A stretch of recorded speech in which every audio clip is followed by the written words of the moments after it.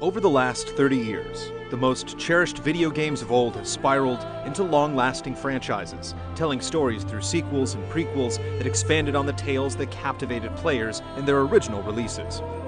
Many of these series evolved into legends of their own, creating a timeline of lore that kept their avid communities entrenched in the game's world. Few sparked more interest, more mystery, and above all, the imagination of the gaming world than The Legend of Zelda.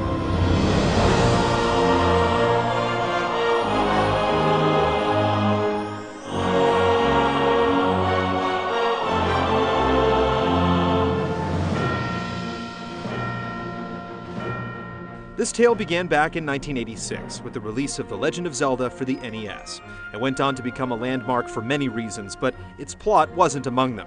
The only story elements came in the form of a brief text paragraph that explained you were on a quest to save Zelda from an evil being known as Ganon.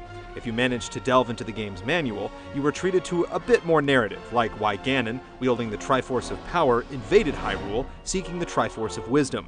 When Zelda caught wind of the invasion, she dispatched her nursemaid Impa to find a hero valiant enough to save Hyrule, but not before breaking the Triforce of Wisdom into 8 fragments and hiding them. Link eventually claimed these fragments and saved the kingdom and its young princess.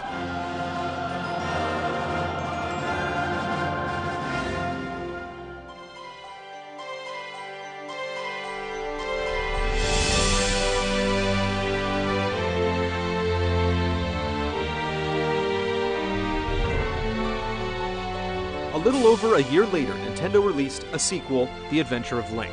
From the game's introduction and manual, we learned that after Ganon was destroyed in the first game, Link set out to find the Triforce of Courage in order to awaken a slumbering Princess Zelda.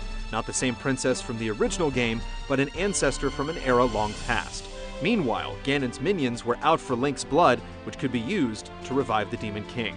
A few more narrative elements were sprinkled throughout the game, but much of the plot was again tucked away in the game's manual.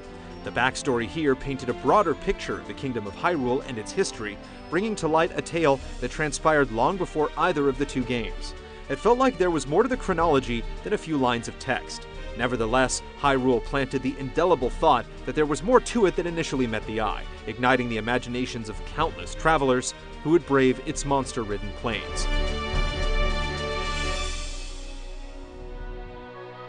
The next game in the series proved to be a catalyst. It broke the serialized nature of the franchise and was branded as a prequel.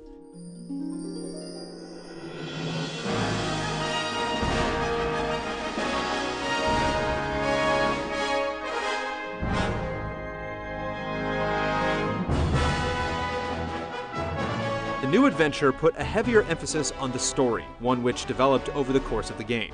Unlike its predecessors, players experienced the story simply by playing the game.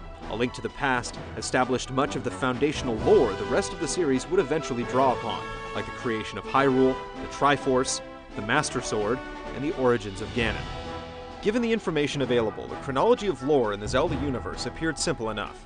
However, Nintendo's decision to make a prequel, rather than continue in a serialized format, marked the start of a perplexing trend.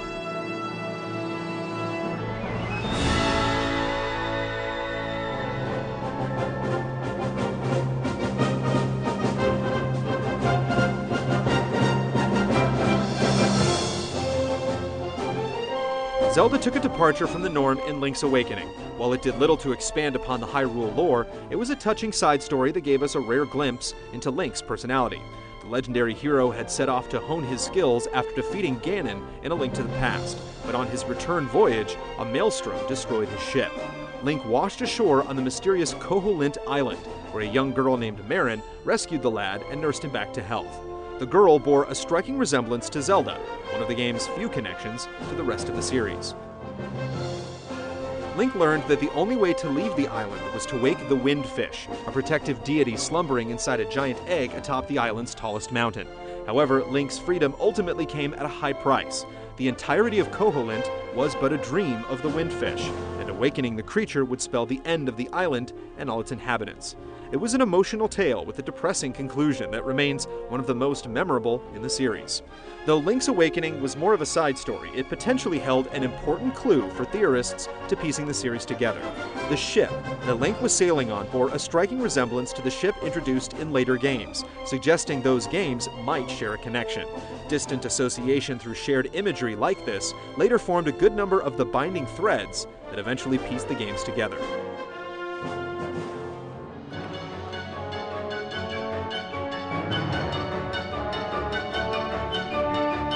It was 5 long years before we returned to Hyrule.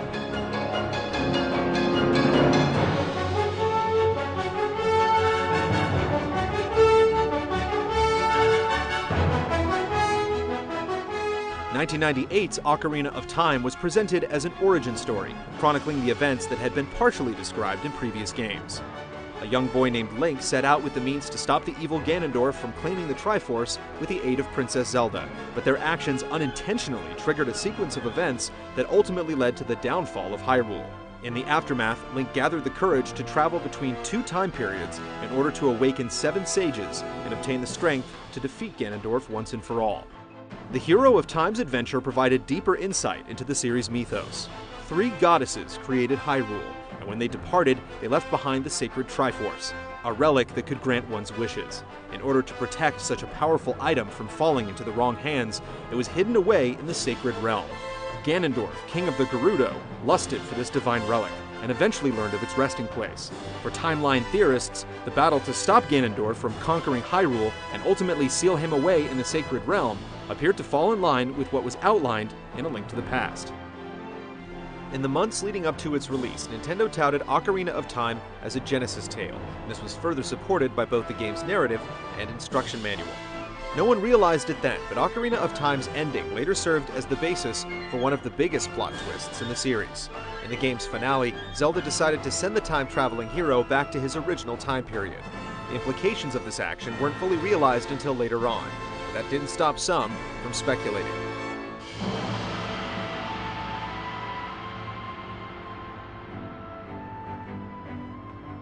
Given the facts, it wasn't difficult for fans to piece together the timeline. The Legend of Zelda was followed by Zelda 2, a direct sequel. A Link to the Past was a prequel to the NES classics, which was then followed by Link's Awakening. In an interview conducted in Nintendo Power, series creator Shigeru Miyamoto revealed what he had deemed to be the official order of The Legend of Zelda. This remark flew in the face of what fans had speculated. For the first time, there was controversy amongst those who believed in an established timeline, and this one quote would spark a decades-long debate about the tales of Hyrule. The plot would soon thicken.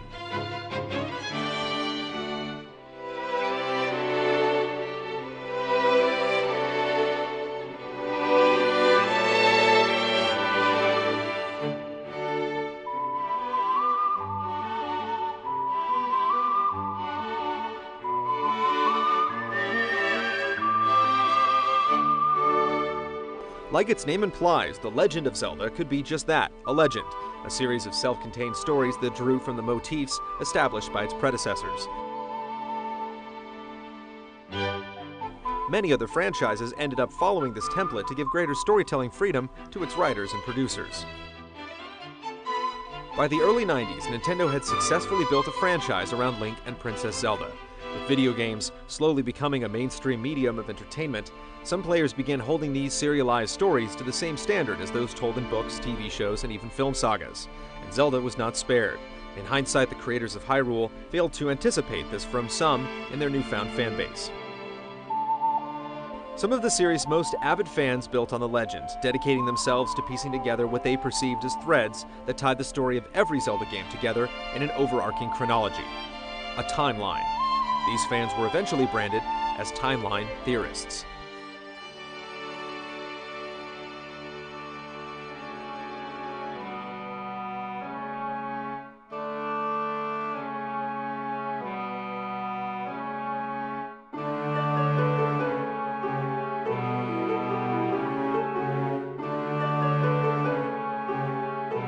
2 years later, Nintendo released a second Zelda game for the Nintendo 64, Majora's Mask. The opening sequence of the game revealed that several months after Ocarina of Time, Link was drawn into an alternate dimension called Termina, while searching for a friend. This strange world was being terrorized by the Skull Kid, a mischievous forest imp from Ocarina of Time who had stolen a mask, granting him incredible powers. Link only had 3 days to stop the real culprit, Majora's Mask itself, before it brought the moon crashing down into the surface. Like Link's Awakening, this direct sequel was more of a side story, but it served as an important clue for theorists who wanted to decipher a potential timeline. Majora's Mask took place after Link was returned to his original period by Zelda at the end of Ocarina of Time. This suggested to theorists that the events that led up to the point where Link was sent back in time were erased from history and were replaced by what transpired in Majora's Mask.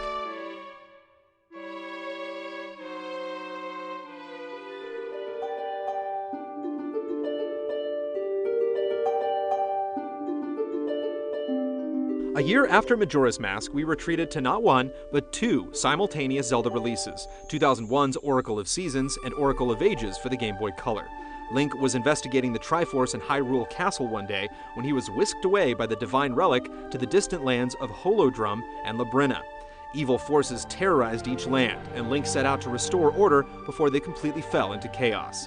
Behind the scenes, Ganon's followers used the turmoil to their advantage and attempted to revive their fallen master. Many elements within the game's story pointed towards other games in the series, like the ship in the ending bearing an uncanny resemblance to the one in Link's Awakening, and timeline theorists sprang into action. Since the Triforce was unified and in Hyrule Castle, the only two places where Seasons and Ages seemed to make sense were either after the adventure of Link or A Link to the Past, the only other times where the Triforce was complete. Since the game's placement in the theorized timeline was far from conclusive, it strengthened the case against the existence of such a timeline. Many believed that Nintendo was just making up the chronology as it went along.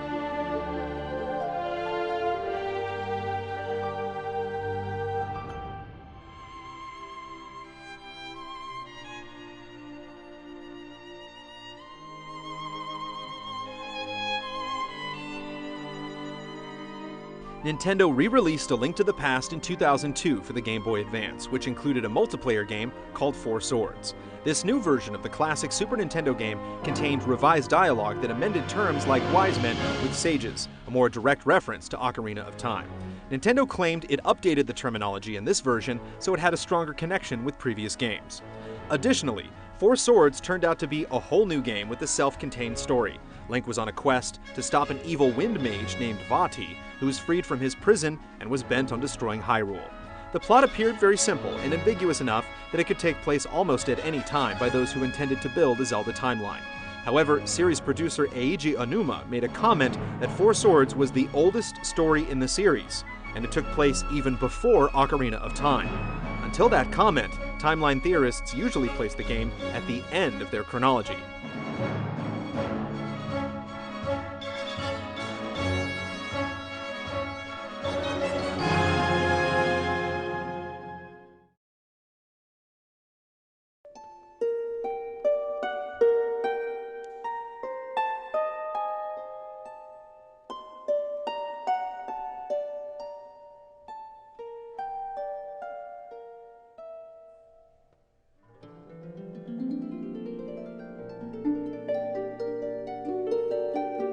Back in the 80s, it never occurred to some game developers that their games would spawn ongoing, narrative-driven franchises. Stories always took a back seat to the gameplay and mechanics that created some of the most classic gaming memories. While some franchises began following a single unified canon, Nintendo was uncompromising when designing for its flagship adventure game. For Shigeru Miyamoto and his team, the world you were playing in was far more important than the reason you were playing in it. Series canon was an afterthought to the game concepts that would power each new Zelda release. Following this philosophy, Link was redrawn for a new generation, bringing a tidal wave of new lore that forever altered the stories Zelda timeline theorists had grown to love.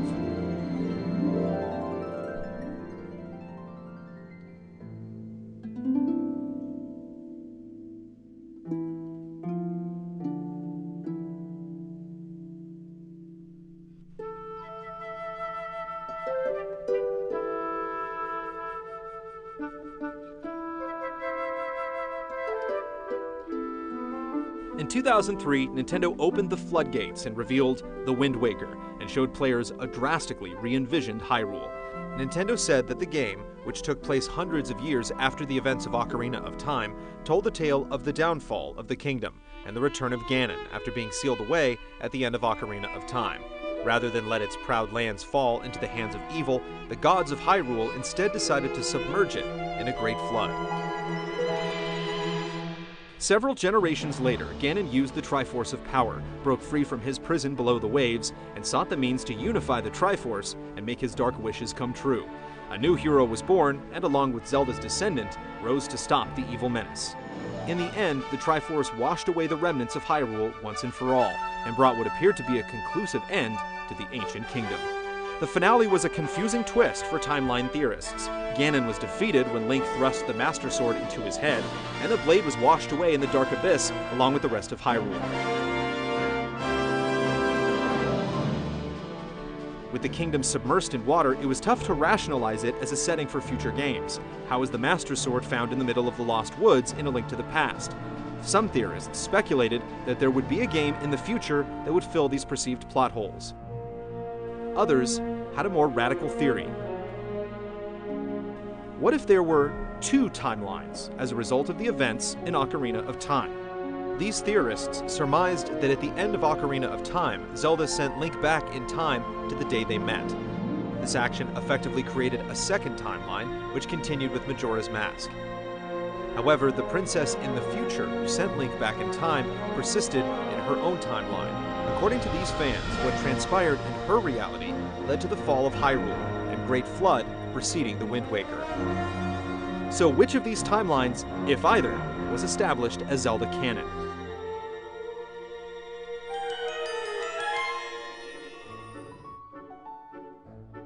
An interview with the minds behind The Legend of Zelda proved to be elusive. Eventually, they were questioned on the series canon following The Wind Waker, in which they confirmed there were indeed two parallel timelines in the Zelda universe. However, most of the development team only spoke Japanese, so their remarks had to be translated into English. At the time, Nintendo of America had a shady track record with its localization, so some doubted the accuracy of their answers regarding these two timelines. 2004's Four Swords Adventures for the GameCube was a continuation of the story in Four Swords. Vati broke free from his imprisonment within the Four Sword, and it was up to Link to defeat the Wind Mage once again. After finally confronting the villain, Ganon emerged from the shadows and revealed himself as the true culprit. Teaming up with Zelda, Link thwarted Ganon's scheme and restored peace.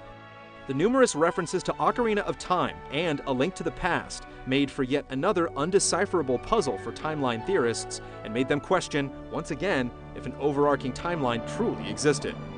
Nintendo followed up Four Swords Adventures with the Minish Cap for the Game Boy Advance. The game was a prequel to Four Swords, revealing the origins of Vati.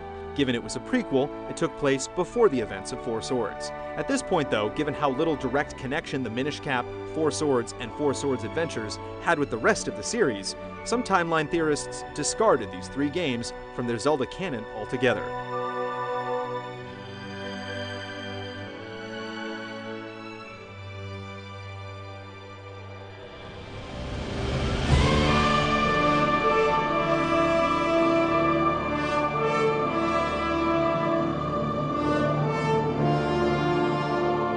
The ongoing Legend of Zelda took a dark turn in the events of 2006's Twilight Princess. In the game's backstory, Ganon was banished to another dimension called the Twilight Realm, but generations later, he managed to break free. A new Link and Zelda joined forces with Midna, the deposed princess of the Twilight Realm, and the trio vanquished Ganon. Nintendo maintained that both The Wind Waker and Twilight Princess were sequels to Ocarina of Time, which, given the drastically differing settings of both games, made a single timeline implausible for timeline theorists. Supporters of the split timeline were vindicated when Eiji Onuma came forth after the game's release and confirmed once and for all that there were two Zelda timelines. The history of Hyrule forked in two different directions at the end of Ocarina of Time. The Wind Waker took place after the future events in Ocarina of Time, and Twilight Princess transpired in a second timeline created when Link time traveled and warned Zelda about Ganon, which averted the events of Ocarina of Time. The confirmation of a split timeline solved many of the problems that had stumped theorists, but the timeline placement of games like A Link to the Past and the original Legend of Zelda remained elusive.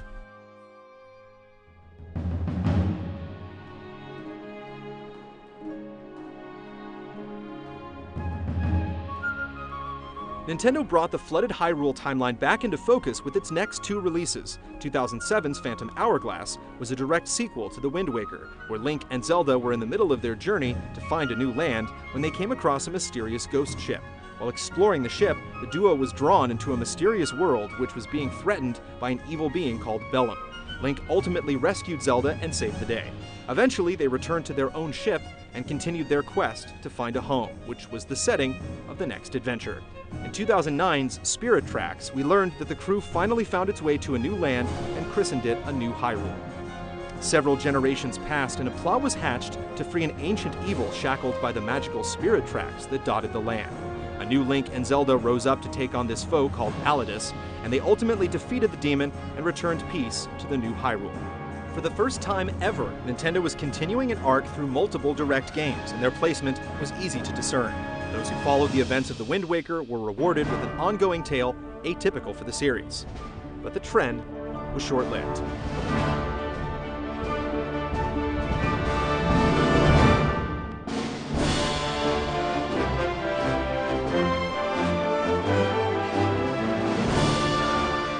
In 2011, Nintendo released the latest entry in the series, Skyward Sword. For a long time, theorists speculated where the game took place in their timeline, and some hoped it would fill in some of its gaps. The game ended up taking place at the beginning of the timeline, and served as the foundation for many of the events that transpired in the other games. Skyward Sword was the origin story for the Master Sword. Link forged the blade over the course of the game, and it ended up containing the spirit of his companion Fi. Skyward Sword shone some light on key mysteries. For starters, it was revealed that the main antagonist, Demise, was the precursor to series villain Ganon.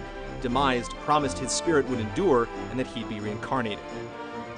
We also learned that there was a goddess named Hylia, who after a great war sacrificed her divine powers and became the mortal Zelda.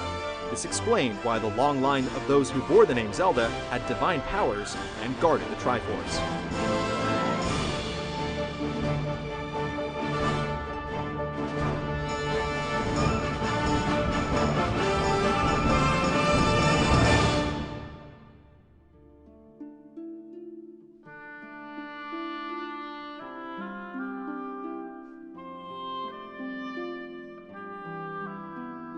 Skyward Sword marked the 25th anniversary of The Legend of Zelda. To some, the games were classic stories of a damsel in distress, but to Zelda timeline theorists, it was a mythology that spanned thousands of years and alternate realities. For decades, rationalizing Zelda's continuity was a daunting task for those who took it upon themselves to find meaning in what many argued were just discrete games not meant to construct a single canonical timeline. Shigeru Miyamoto's philosophy of putting design and gameplay before story made these games classics, but to theorists, questions haunted their experience with each new release. Was there an official Zelda timeline? How could it possibly fit together? Would the franchise live up to its name and be just a series of legends loosely connected by an enduring mythos? Would Nintendo ever reveal the truth?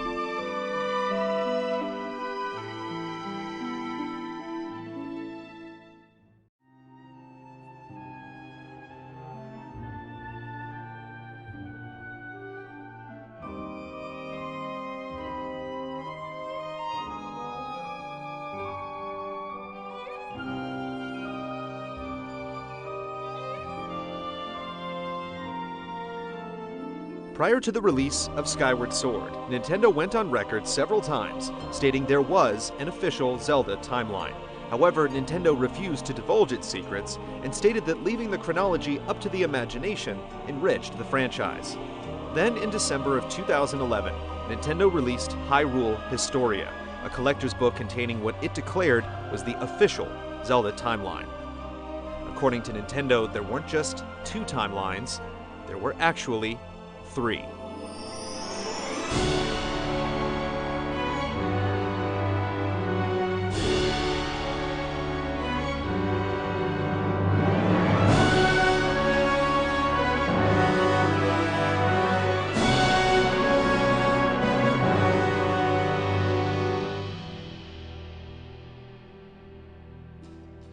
The official timeline began with the events in Skyward Sword, the adventure where Link and Zelda defeated Demise and established the Kingdom of Hyrule.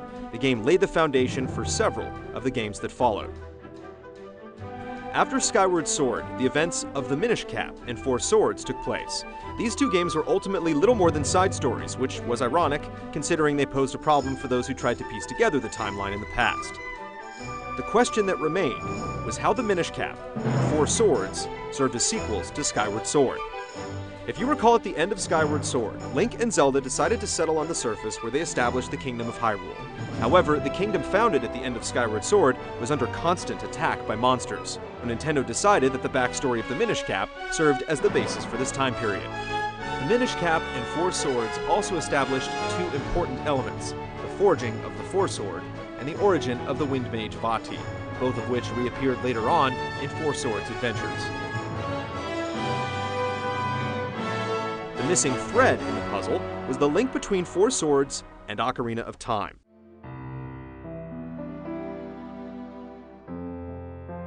Hyrule Historia expanded on the story of the fierce war mentioned in Ocarina of Time, explaining it as a civil war that ravaged the kingdom after the events of Four Swords. A king eventually came forth and reunified the nation, setting the stage for Ocarina of Time. Ocarina of Time was where things got interesting. Earlier we mentioned that according to Zelda theorists, the game served as the focal point for their split timeline theory, creating two parallel realities. The split was created when Zelda sent Link back in time. However, in Hyrule Historia, Nintendo revealed that Ocarina of Time was the basis for the creation of a new, third timeline.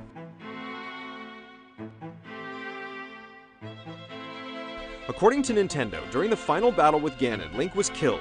With nobody to oppose him, Ganon went on to obtain the unified Triforce. This served as the perfect setup for the events known as the Seal War, described in the prologue of A Link to the Past, a war where the Knights of Hyrule fought Ganon and his forces, while the Seven Sages found a way to seal the evil king.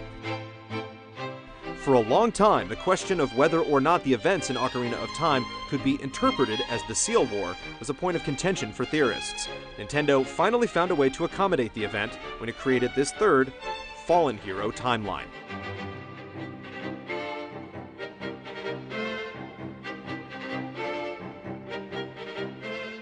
The Fallen Hero timeline followed up Ocarina of Time with the events of A Link to the Past, the Oracle games, Link's Awakening, and finally the original two NES games. Theorists believe there was evidence to support this order, but definitively connecting the games wasn't possible without some new information provided by Nintendo. Given the imagery of the ship that Link sailed on in both Link's Awakening and the end of Oracles, some theorists had already surmised that these games were somehow connected. In the official timeline, Oracles of Ages and Seasons did indeed follow the events of A Link to the Past, as Link set sail for Hyrule. During his voyage home, he was shipwrecked, and the events of Link's Awakening followed. The last mystery that had puzzled theorists was how exactly any Zelda installment connected to the games that started it all, The Legend of Zelda and its sequel, The Adventure of Link.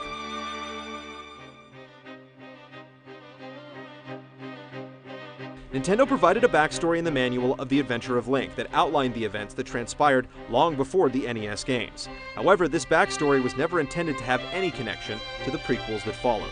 Two major barriers always prevented theorists from conclusively determining their position in a Zelda timeline without additional lore. How was the unified Triforce split up in The Legend of Zelda? And how was Ganon able to return? Hyrule Historia didn't offer a proper answer to these questions, but the backstory of The Adventure of Link was reworked to serve as the connection between these two time periods. Sometime after A Link to the Past, the King of Hyrule was forced to split up the Triforce, leaving only the Triforce of Wisdom and Power with the royal family. The Triforce of Courage was hidden away within a distant palace. Ganon somehow managed to return and claim the Triforce of Power, and then began an invasion of Hyrule to capture the remaining pieces. This then led into Link's quest to reunite the Triforce of Wisdom and defeat Ganon in The Legend of Zelda. As for The Adventure of Link, it was always described as a direct sequel, so it made sense that it followed immediately after. That was the last game in this new timeline. For timeline theorists, the Fallen Hero timeline established a bewildering precedent for future installments. Within any existing game, Nintendo provided itself with a scapegoat since a timeline could be drawn where Link failed. It created almost unlimited possibilities for future Zelda games.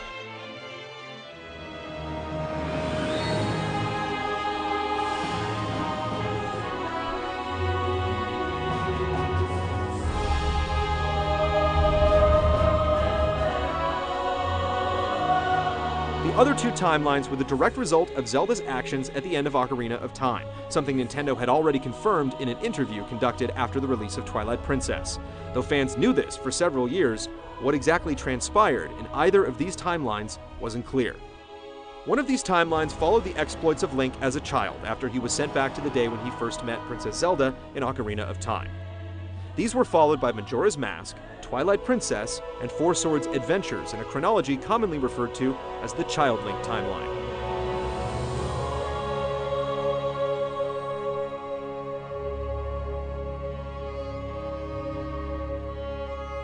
The name isn't a reference to the appearance of Link, but rather that this continuity began after Link went back to his childhood in Ocarina of Time. What came next was no surprise, given that Majora's Mask was always labeled as a direct sequel to Ocarina of Time that involved the same incarnation of Link.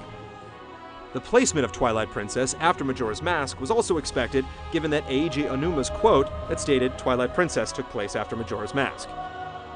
Twilight Princess gave theorists a conclusive ending to this Child Link timeline as it culminated with the slaying of Ganon, but a missing piece still existed: Four Swords Adventures. Hyrule Historia told the story of how this game directly followed the events in Twilight Princess. Most puzzling was that Ganon appeared in both games, yet was slain at the end of Twilight Princess. According to Nintendo, the Ganon in Four Swords Adventures was an entirely new entity. Being a new character, this Ganon had no recollection of his predecessor's ambitions, aside from his lust for power. He manipulated Link and Zelda into freeing Vati from his imprisonment within the Four Sword. With the heroes occupied trying to contain the Wind Mage, Ganon rose to power, but in the end, Link and Zelda ultimately sealed him within the Four Sword.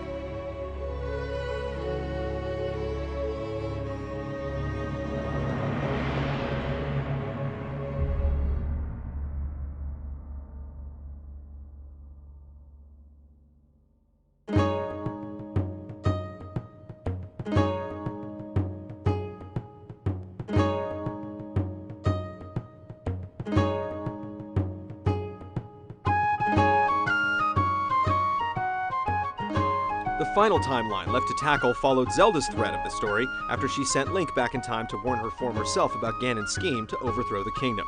The events that followed were told in The Wind Waker, Phantom Hourglass, and finally Spirit Tracks. This branch of the trio of timelines was referred to as the Adult Link timeline because these games continued on after the exploits of Adult Link and Ocarina of Time.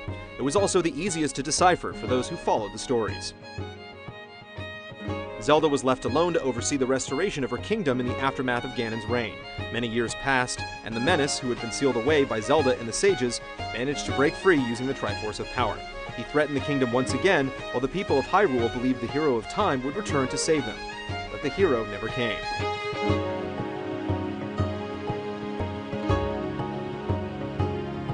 These are the exact events described in the prologue of The Wind Waker, which culminated with the gods sealing Hyrule and Ganon below the sea in a great flood. Link's adventures across this great sea followed, and from there the subsequent games made perfect sense. Phantom Hourglass and Spirit Tracks were all part of a single narrative thread that began in The Wind Waker. These direct sequels chronicled the quest of Link and Zelda as they set out to find a new home. Hyrule was destroyed at the end of The Wind Waker, and the duo set out and established a new kingdom. Phantom Hourglass was a minor detour in their journey, while Spirit Tracks was set in the land Link and Zelda eventually colonized. This new Hyrule wasn't likely to see the return of Ganon, the Triforce, or the Master Sword. This faraway land provided a fresh new start for the lore of the series, for Hyrule Historia stated that the bloodlines of those tied to the ancient kingdom were growing thin, so going forward, a new history would be spun.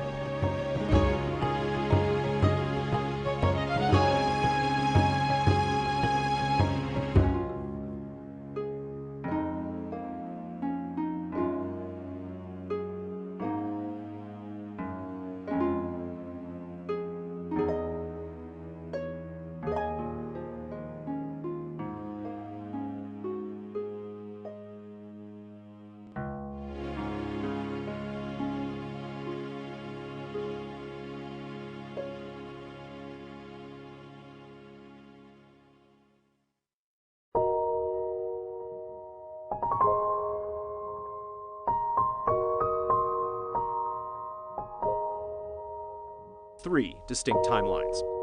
Skyward Sword, the Minish Cap, Four Swords, and then Ocarina of Time served as the point where the timelines diverged.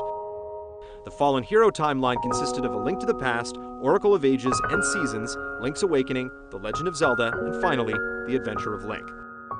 The Child Link timeline was comprised of Majora's Mask, Twilight Princess, and Four Swords Adventures. And finally, the Adult Link timeline contained The Wind Waker, Phantom Hourglass, and Spirit Tracks.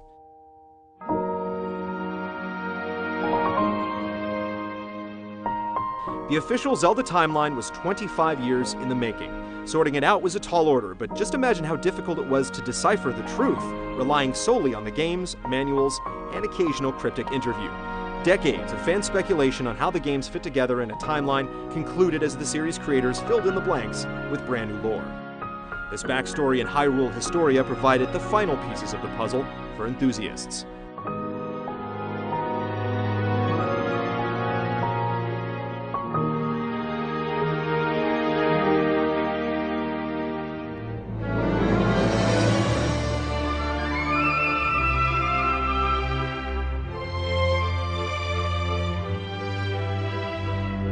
Since 1986, The Legend of Zelda's timeline wove an intricate series of threads that created its own subculture of fans, unlike any other franchise in gaming history. It could be argued that its final canon was pieced together by both its creators and fans alike.